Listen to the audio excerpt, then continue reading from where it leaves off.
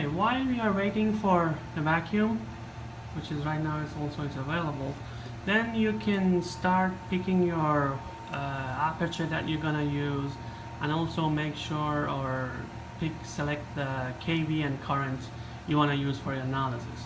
Again, if you have watched the videos, you know what's the meaning of high kV or low kV. This microscope will work between the range of 2 to 30 kV.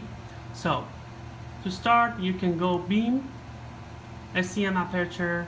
Usually for doing imaging, usually you need the aperture size 30 micrometers. So choose either of these 30 micrometers.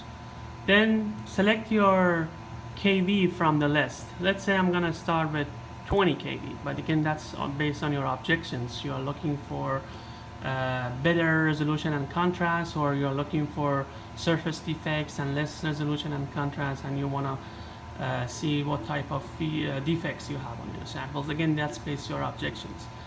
Then if you know your spot size, for this microscope 4 to 4.5 is good for imaging, and above 6 and 6.5 is good for doing EDS or backside analyzing. So let's say we start with 4, and it automatically change your current, so you shouldn't worry about current. Whenever you select your kV and select your desired spot size between 4 to 4.5 or 6 to 6.5, this current automatically will be changed.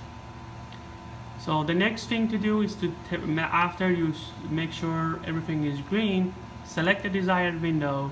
Make sure this desired window is using electron as a source. Select your desired detector, which is going to be the secondary electron in this case, and then turn on the beam. On the beam control tab, you have option to turn on the beam. After you turn on the beam, you can unpause this window, zoom out by turning this, so you go as low as possible. Like now it's 17x.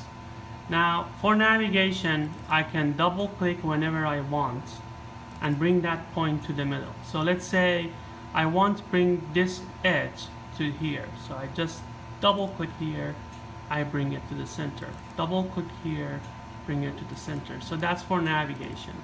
And make sure your scanning speed is around 1 microsecond or 300 nanoseconds. So that's good for navigation. So you're navigating. And also make sure on this area you are live. You're not averaging the frames or anything. You are live here. Now, this type of feature which you are looking here is usually it's a carbon tape. How the carbon tape looks at SEM image. Once you find your carbon tape and you can identify your sample, you can pick a location of interest. Usually I start with the contamination or a crack or something like that to make it easier to find the position and then start your alignment. So let's increase the magnification by increasing this one, go a little bit deeper. Now you can see there are some dust lying on the sample, so I can pick either of these dusts. Now increase my magnification, double click, bring it to the center. Now I can do fine focus by turning this knob. Doing fine focus, I'm just turning this knob. So after, again, I can increase the magnification and somewhere around 5K, and again doing fine focus by here. So after you find the surface of your sample around 5K, then it's a time that you can start your alignment.